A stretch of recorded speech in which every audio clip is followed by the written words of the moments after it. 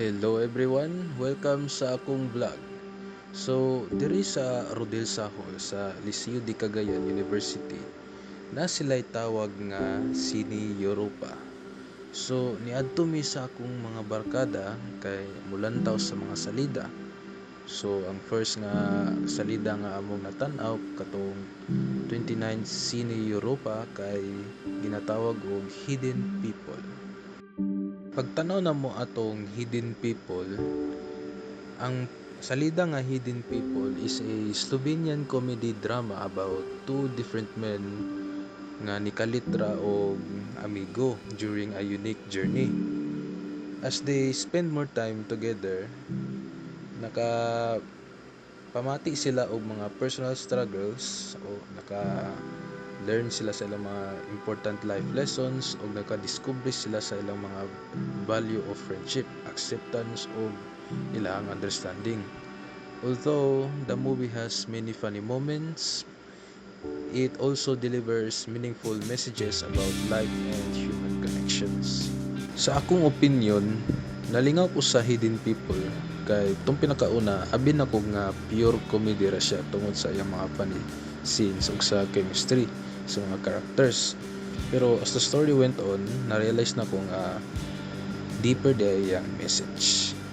Ganahan ko nga bisan comedy siya, naagid siya emotional moments nga makapahuna-huna ka. The friendship between the main characters felt genuine o nakita nimo nga bisan lahi sila og personality, nakat-on gihapon sila gikan sa usa-usa. Nindot pod ang scenery sa Slovenia nga gipakita sa movie. Makarelax tan-awon ang mga locations o bagay kayo sa overall mood sa film. Ang acting sa cast kay natural ra kaayo ug daghan gid ka kataw-anan sa ilang mga interactions. Overall, I really enjoyed watching Hidden People. Dili lang siya entertaining pero napud siya ay life lessons about friendship, acceptance, and appreciating people despite sa mga kalahian. Sa sunod na mo nga adlaw, nitanaw na nasad mi og kaduha nga film atong nahitabo atong July 2. Itanaw na sad mi og salida nga ginatawag nga Maricel. So sa akong nabantayan ani, ang short synopsis aning Maricel kay it follows the story of Maricel, a Filipina domestic worker played by Zar Donato, who accepts a caregiving job for an elderly couple living in a quiet mountain village in Cyprus. At first, mura ra gid siya og ordinary nga trabaho. But as time passes, she discovers hidden tensions, emotional wounds, and long-kept secrets between the elderly couple.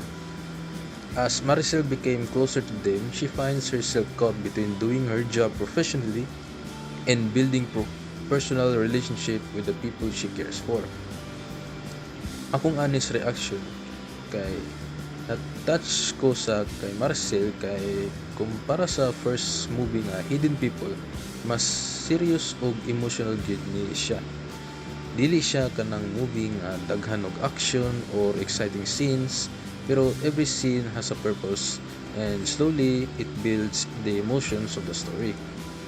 Ang pinaka nagustuhan nako kay ang pagpakita sa reality sa mga OFWs, especially sa mga domestic workers o caregivers.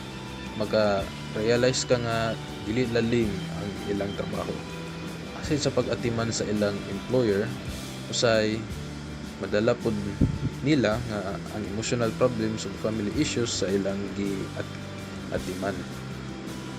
Ganahan pud ko sa performance ni Maricel kay very natural ang iyang acting and you can really feel her kindness, patience, and even her silent struggles.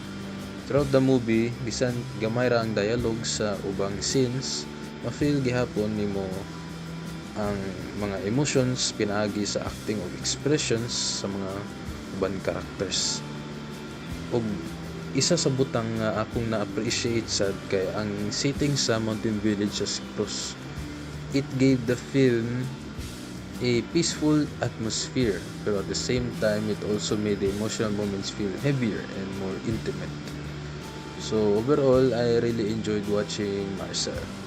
It's a quiet and heartfelt drama nagapa-remind sa atoa nga i-appreciate nato ang mga sakripisyo nga gipanghatag sa mga Filipino workers abroad, and to remember that every person has their own untold story.